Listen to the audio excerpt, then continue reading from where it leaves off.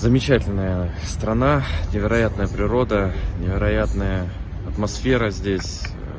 Хочется улыбаться, радоваться, когда приезжаешь на эту землю. Как ни крути, мы всегда стояли плечом к плечу всю нашу историю и продолжаем стоять против всех напастей, против всех испытаний. Мы идем вперед, идем к победе, и мы обязательно эту победу добьемся. Герой Донецкой Народной Республики, да, наш героический командир Ахра Вицба, который с 2014 года у нас на земле, который с 2014 года воюет плечом к плечу с нами, командует подразделением «Пятнашка», легендарным подразделением. По правде сказать, один из последних легендарных командиров той эпохи, который остался в живых, который не был предательски убит диверсантами, террористами украинскими, да. И вот они вдвоем с отцом очень дружили. И мне вдвойне приятно, что такие люди, как вот Микич, Балу. Микича лично, к сожалению, не знал. Видел пару раз, но так, не общались. Не удалось познакомиться при его жизни. Его знала моя мама, которая служила вместе с Микичем в одном подразделении, продолжает служить.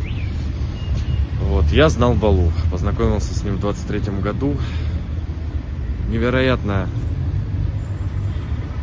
улыбчивый, невероятный человек с таким духом. Он был моложе меня, и мне было на что равняться. На тот момент, когда я его знал, я на него смотрел, думал, вот это вот парень, вот это мужик. Несмотря на возраст, он мужчина и настоящий мужчина.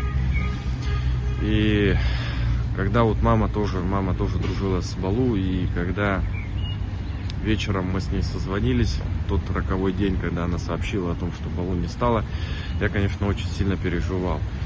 Но сейчас, спустя года, я понимаю, что я рад, что знал Балу, рад, что с ним общался, рад, что так или иначе заочно знал Микича и многих ребят, абхазцев, которые погибли, которые отдали жизни за нашу землю. Для меня это имеет немаловажное значение. Я бы хотел большое-большое спасибо сказать всему народу и низкий поклон.